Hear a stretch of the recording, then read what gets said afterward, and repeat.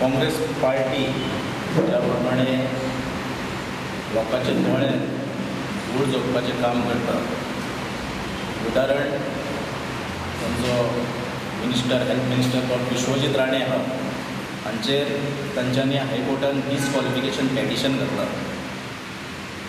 खरें म्हणशें जाल्यार डिस्क्वॉलिफिकेशन पेटिशन जें आसता हें निवडून येयल्ल्या आमदाराचेर किंवा पंच आसत, सरपंच आसत हांचेर आसता, जो आयज एसेंब्लीचो मेंबरूच ना, सादो मेंबर सुद्दां ना. असल्या मनशाचेर डिस्क्वॉलिफिकेशन पेटिशन घालून काँग्रेसीन खरी म्हटल्यार आपली कितें फकाणां करून घेतल्या अशें म्हणपाक हरकत ना. तेच भशेन जो पार्टीचो काँग्रेस पार्टी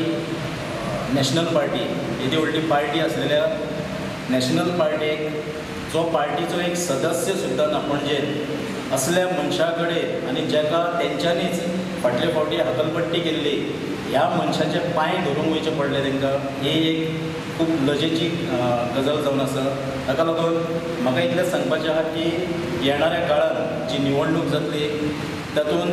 पणजे आमचो मुख्यमंत्री श्री मनोहर पर्रीकर